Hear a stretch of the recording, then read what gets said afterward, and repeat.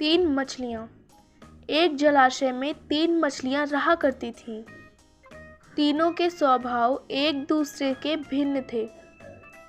एक संकट आने के पूर्व ही उसके समाधान में विश्वास रखती थी।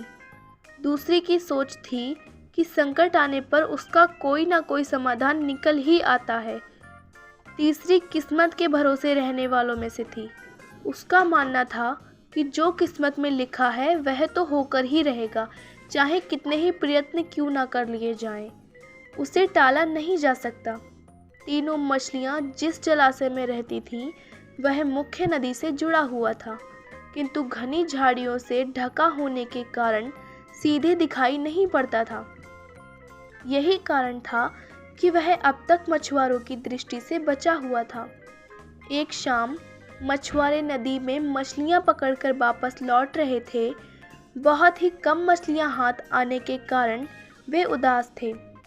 तभी उनकी दृष्टि मछलीखोर पक्षियों पर पड़ी, जो नदी से लगी झाड़ियों के पीछे से उड़ते चले आ रहे थे। उन मछलीखोर पक्षियों की चोंच में मछलियां दबी हुई थीं। यह देख मछुआरों को समझते देर न लगी कि झाड़ियों के पीछे नदी से लगा हुआ कोई जलाशय है। वे झाड़ियों के पार जाकर जलाशय के पास पहुंच गए। वे बहुत खुश थे। एक मछुआरा बोला, लगता है यह जलाशय मछलियों से भरा हुआ है। यहाँ से हम ढेर सारी मछलियाँ पकड़ पाएंगे। सही कह रहे हो भाई, लेकिन आज तो शाम घिर आई है, कल सुबह आकर यहाँ पर अपना जाल बिछाते हैं, दूसरे मछुआरे ने कहा। दूसरे दिन आने की योजना बनाकर मछुआरे वहाँ से चले गए। मछुआरों की बातें एक मछली ने सुन ली। वह तुरंत दोनों मछलियों के पास पहुँची और बोली, कल मछुआरे जाल डालने जलाशय में आ रहे हैं। यहाँ रहना अब खतरे से खाली नहीं रह गया है। हमें यथाशीघ्र यह स्थान छोड़ना चाहिए। मैं तो तुरंत ही नहर से होती हुई नदी में जा रही हूँ, तुम लोग भी साथ चलो। उसकी बात सुनकर दूसरी मछली बोली, अभी खतरा आया कहाँ है, हो सकता है कि वो आए ही नहीं। जब तक खतरा सामने नहीं आएगा मैं जलाशय छोड़कर कहीं नहीं जाऊंगी। हो सकता है कि मछुआरों को मछलियों से भरा कोई दूसरा जलाशय मिल जाए और वे यहाँ आने का इरादा छोड़ दें। यदि वे आ भी गए तो भी ये संभव है कि मैं उनके जाल में फंसूं ही ना। तीसरी मछली बोली, किस्मत के आगे क्या भला किसकी चली है। मछुआरों को आना होगा तो आएंगे और मुझे उनके जाल में फंसना होगा तो मैं फंसूंगी ही। मेरे कुछ भी करने से किस्मत का लिखा थोड़ी बदल जाएगा। पहली मछली ने अपनी योजना अनुसार वहां से प्रस्थान कर लिया। वह तुरंत वहां से चली गई। दोनों मछलियां जलाशय में ही रुकी रहीं। अगले दिन सुबह मछुआरे जाल लेकर आए और जलाशय में जाल फेंक दिया। संकट सामने देख बचाव हेतु एक मछली अपना दिमाग दौड़ाने लगी। उसने इधर उधर देखा, किंतु उसे कोई खोखली जगह नहीं मिली जहां जाकर वह छुप सके। तभी उसे एक उदबिलाव की सड़ी हुई लाश पानी में तैरती हुई दिखाई पड़ी। वह उस लाश में घुस गई और उसकी सड़ान अपने ऊपर लपेटकर बाहर आ गई। थोड़ी देर बाद वह एक मछुआरे के जाल में फंस गई। मछुआरे ने जब जाल बाहर निकाला और सारी मछलियों को जाल से एक किनारे पर उलट दिया, तब मछली सड़ान लपेटे हुए मरी मछली की तरह जमीन पर पड़ी रही। उसमें कोई हलचल ना देख मछुआरे ने उसे उठाकर सूंघा। उसके ऊपर से आ रही बदबू से उसने अनुमान लगाया कि ये अवश्य कई दिनों पहले की मरी हुई है और उसने उसे पानी में फेंक दिया। पानी में पहुंचते ही मछली तैरकर सुरक्षित स्थान पर चली गई। इस तरह बुद्धि का प्रयोग कर बच गई। वहीं दूसरे मछुआरे के जाल में फंसी तीसरी मछली कुछ किए बिना किस्मत के भरोसे रही और अन्य मछलियों के साथ दम तोड़ दिया। सीख, किस्मत उसी का साथ देती है जो खुद का साथ देते हैं। किस्मत के भरोसे रहकर हाथ पर हाथ धरे बैठे रहने वालों का विनाश निश्चित है। गंजा व्यक्ति और मक्खी। गर्मी के दिन थे। दोपहर के समय एक गंजा व्यक्ति कहीं से पैदल चला आ रहा था। वह थक चुका था, इसलिए एक पेड़ के नीचे आराम करने बैठ गया। वह पेड़ के नीचे बैठा सोचता रहा था कि कहीं से एक मक्खी उड़ती हुई आई और उसके गंजे सिर पर भिनभिनाने लगी। उसने उसे भगाया तो वह उड़ गई, लेकिन कुछ देर बाद आकर फिर से भिनभिनाने लगी। गंजा व्यक्ति परेशान होने लगा और यह देख मक्खी को मज़ा आने लगा। अब वह बार बार उसके सिर पर भिनभिनाने लगी। मौका पाकर उसने उसे काट भी लिया। मक्खी की इस हरकत से गंजा व्यक्ति तंग आ गया और उसे मारने के लिए ज़ोर से पंजा मारा। मक्खी उड़ गई और वह पंजा उसे अपने ही सिर पर जा लगा। कुछ देर बाद मक्खी फिर से आ गई और काटने लगी। इस बार फिर से गंजे व्यक्ति ने उसे पंजा मारा, लेकिन वह फिर उड़ गई और उसे पंजे के वार अपने ही सिर पर पड़ा। गंजा व्यक्ति समझ गया कि इस दुष्ट छोटी सी मक्खी पर वह जितना ध्यान देगा वह उतना ही उसे परेशान करेगी। इसलिए अगली बार जब वह आई तो उसने उसे उड़ाया नहीं, भगाया नहीं। जब मक्खी ने देखा कि गंजा व्यक्ति उस पर कोई ध्यान नहीं दे रहा तो वह खुद ही उड़कर किसी और को सताने चली गई। सीख: दुष्ट तुच्छ शत्रु पर ध्यान देकर अपना खुद नुकसान करते हैं। बुद्धिमान तोता। बहुत समय पहले की बात है। एक घने जंगल में एक तोता अपने 2 बच्चों के साथ रहता था। उनका जीवन खुशी खुशी बीत रहा था। एक दिन जंगल से गुजरते एक शिकारी की दृष्टि तोते के बच्चों की खूबसूरत जोड़ी पर पड़ी। उसने सोचा कि राजा को देने के लिए ये तोते बहुत सुंदर उपहार हैं। वह उन तोतों को पकड़कर राजा के पास ले गया। जब उसने वे तोते राजा को उपहार में दिए तो राजा बहुत खुश हुआ और शिकारी को अपने 100 सोने के सिक्के इनाम दे दिए। राजमहल में लाए जाने के बाद तोते सबके आकर्षण का केंद्र बन गए। उन्हें सोने के पिंजरे में रखवाया गया। हर समय सेवक उनके आगे पीछे दौड़ते रहते। नए नए प्रकार के ताज़े फल उन्हें खिलाए जाते। राजा उनसे बहुत प्रेम करता था। राजकुमार भी सुबह शाम उसके पास आकर खेला करता था। ऐसा जीवन पाकर दोनों तोते बहुत खुश थे। एक दिन छोटा तोता बड़े तोते से बोला, भाई हम कितने खुशनसीब हैं जो इस राजमहल में लाए गए और ऐसा आरामदायक जीवन पा सके। यहाँ हर कोई हमसे कितना प्यार करता है, हमारा कितना ख्याल रखते हैं। हाँ भाई, यहाँ हमारी ज़रूरत की हर चीज़ बिना मेहनत के हमें मिल जाती है।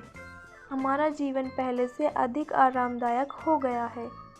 सबसे अच्छी बात ये है कि यहाँ हमें हर किसी से प्रेम मिलता है। तोते को राजमहल का आनंदपूर्ण जीवन बहुत रास आ रहा था, लेकिन एक दिन सब बदल गया। वह शिकारी जिसने राजा को उपहार में तोते दिए थे, राज दरबार में फिर से आया। इस बार उसने एक काला बंदर राजा को उपहार में दिया। अब काला बंदर राजमहल में सबके आकर्षण का केंद्र था। सारे सेवक उसकी देखरेख किया करते थे। उसके खाने पीने का विशेष ख्याल रखा जाने लगा। तोतों के प्रति सबने ध्यान देना बंद कर दिया। यहाँ तक कि राजकुमार भी अब तोते के स्थान पर बंदर के साथ खेलने लगा। यह देखकर छोटा तोता बहुत दुखी था। वह बड़े तोते से बोला, भाई इस काले बंदर ने हमारी सारी खुशियाँ छीन ली हैं। इसके कारण अब हमारी और ध्यान कोई नहीं देता। बड़ा तोता बोला, कुछ भी स्थायी नहीं रहता मेरे भाई, वक्त बदलते देर नहीं लगती। कुछ दिन बीते। बंदर था तो शरारती। एक दिन उसने महल में बहुत उत्पात मचाया, सेवकों को बहुत तंग किया। राजकुमार भी उसकी हरकत से डर गया। राजा को जब बंदर की कारस्तानी पता चली तो उसने उसे जंगल में छोड़ आने का आदेश दे दिया। आदेश का पालन कर बंदर को जंगल में छोड़ दिया गया। उस दिन के बाद से तोते फिर से महल में सबके आकर्षण का केंद्र बन गए। अब छोटा तोता बहुत खुश था। वह बड़े तोते से बोला, हमारे दिन फिर से वापस आ गए भाई। बड़ा तोता बोला, याद रखो मेरे भाई, समय कभी एक जैसा नहीं रहता, इसलिए जब समय साथ ना दे तो दुखी नहीं होना चाहिए। बुरा समय है तो अच्छा समय भी आएगा। छोटे तोते को बड़े तोते की बात समझ में आ गई और उसने तय किया कि बुरे वक्त में वह धैर्य बनाकर रखेगा। सीख: कोई भी चीज़ स्थायी नहीं रहती। समय के साथ हर चीज़ बदलती है, इसलिए मुश्किल समय में धैर्य बनाकर रखें। छोटी लाल मुर्गी। एक खेत में छोटी लाल मुर्गी रहा करती थी। वह बहुत मेहनती थी। उसके घर के पास ही एक कुत्ता, बिल्ली और एक बत्तख रहते थे। ये तीनों आलसी थे। इसके बाद भी चारों में अच्छी दोस्ती थी। कई बार कुत्ता, बिल्ली और बत्तख छोटी लाल मुर्गी का फ़ायदा उठाते थे। वह मेहनत करके अपना भोजन तैयार करती और ये तीनों खाने पहुंच जाते। मुर्गी भी दोस्ती के कारण इन्हें कुछ नहीं कहती थी। एक दिन की बात है, छोटी लाल मुर्गी खेत में घूम रही थी कि उसे मिट्टी में पड़े गेहूं के कुछ बीज दिखाई पड़े, जिसे देखकर वह सोचने लगी, क्यों ना मैं इन बीजों को खेत में बो दूं। जब फसल होगी तो मैं गेहूं पिसवा लूँगी और उसकी रोटी बनाकर मज़े से खाऊंगी। उसे आशा थी कि उसके दोस्त इस काम में उसकी सहायता अवश्य करेंगे। उसने गेहूं के दाने उठा लिए और सबसे पहले कुत्ते के पास पहुंची। उसने कुत्ते से कहा, दोस्त, देखो मुझे खेत में गेहूं के बीज मिले हैं। मैं इसे बोना चाहती हूँ। क्या तुम मेरी सहायता करोगे? कुत्ता उस समय आराम कर रहा था। उसने जवाब दिया, नहीं, ये मेरे सोने का समय है और मुझे ज़ोरों की नींद आ रही है। मैं अभी ये काम नहीं कर सकता। छोटी लाल मुर्गी बत्तख के पास पहुंची और उससे पूछने लगी, दोस्त, क्या तुम इन गेहूं को बोने में मेरी सहायता करोगी? बत्तख बोली, नहीं, देखो कितनी धूप है, मैं तो झुलस जाऊंगी। माफ़ करना, मैं तुम्हारी सहायता नहीं कर सकती। जब छोटी लाल मुर्गी बिल्ली के पास गई और उसे भी गेहूं के बीज दिखाकर पूछा, दोस्त, कुत्ता और बत्तख तो मेरी सहायता नहीं कर रहे, क्या तुम मेरी सहायता करोगी? बिल्ली बोली, देखो इस समय तो मैं पड़ोस के घर में दूध पीने जा रही हूँ, इसलिए अभी तो मैं तुम्हारी सहायता कर ही नहीं सकती। दूध नहीं मिला तो मैं भूखी रह जाऊंगी। दुखी होकर छोटी लाल मुर्गी बोली, कोई बात नहीं, मैं खुद ही जाकर खेत में इन बीजों को बो देती हूँ। वह खेत में गई और कड़ी धूप में दिन भर मेहनत कर शाम तक उसने सारे बीज बो दिए। समय बीता और खेत में गेहूं की फसल लहराने लगी, जिसे देख छोटी लाल मुर्गी बहुत खुश हुई और दौड़कर सबसे पहले कुत्ते के पास पहुंची। उसने कुत्ते से पूछा, दोस्त, खेत में फसल लहरा रही है, क्या तुम फसल काटने में मेरी मदद करोगे? कुत्ता बोला, नहीं, मैं यह काम नहीं कर पाऊंगा, मेरी तबीयत ज़रा ठीक नहीं है। छोटी लाल मुर्गी बत्तख के पास पहुंची और उससे सहायता करने के लिए कहा, तो वह बोली, देख तो रही हो मैं कितनी छोटी सी हूँ, मैं कैसे खेत में फसल काटूंगी? माफ़ करना, मुझसे नहीं हो पाएगा। छोटी लाल मुर्गी बिल्ली के पास पहुंची, जो नहाकर आई थी और धूप में बैठी थी।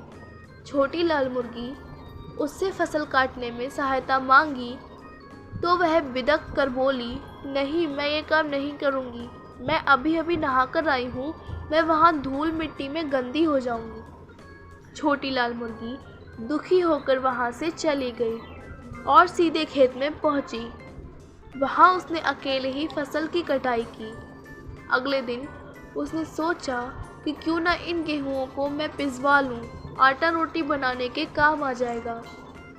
वह फिर कुत्ते के पास पहुंची और कहने लगी, दोस्त चलो ना मेरे साथ आटा चक्की तक, मुझे इन गेहूं को पिसवाना है। ऐसे काम के लिए मुझसे ना कहा करो, मैं इन सब कामों के लिए नहीं हूँ। कुत्ते ने दो टूक जवाब दिया। छोटी लाल मुर्गी ने जब बत्तख से पूछा तो उसने फिर वही बहाना बनाया कि वह तो छोटी सी है, वह इतनी दूर आटा चक्की तक नहीं जा पाएगी। बिल्ली के पास जाकर जब छोटी लाल मुर्गी ने सहायता मांगी तो बिल्ली बोली, आटा चक्की से उड़ने वाले आटे से मेरे बाल खराब हो जाएंगे, मैं तो वहाँ नहीं जा सकती। दुखी छोटी लाल मुर्गी अकेले ही आटा चक्की गई और गेहूं पिसवा कर वापस आई। अगले दिन उसने रोटी बनाने की सोची और अपने तीनों दोस्तों के पास पहुंची। तीनों खेत में खेल रहे थे। उसने पूछा, दोस्तों क्या तुम रोटी बनाने में मेरी मदद करोगे? नहीं, तीनों एक स्वर में बोले, हमें तो रोटी बनाना आता ही नहीं है। छोटी लाल मुर्गी ने अकेले ही जाकर रोटी बनाई। जब गर्मा गर्म रोटियां तैयार हो गईं तो वह कुत्ता, बत्तख और बिल्ली के पहुंची और उन्हें रोटियां दिखाते हुए बोली, अब बताओ कि रोटियां कौन कौन खाएगा? हम। तीनों एक साथ बोले। नहीं, मुर्गी बोली, इन रोटियों के लिए सारी मेहनत मैंने की है, इसलिए मैं ही सारी रोटियां खाऊंगी। और मज़े से रोटियां खाने लगी। कुत्ता, बत्तख और बिल्ली ने कोई मेहनत नहीं की थी, इसलिए वे बस छोटी लाल मुर्गी का मुंह देखते रह गए। सीख, मेहनत से कभी जी नहीं चुराना चाहिए।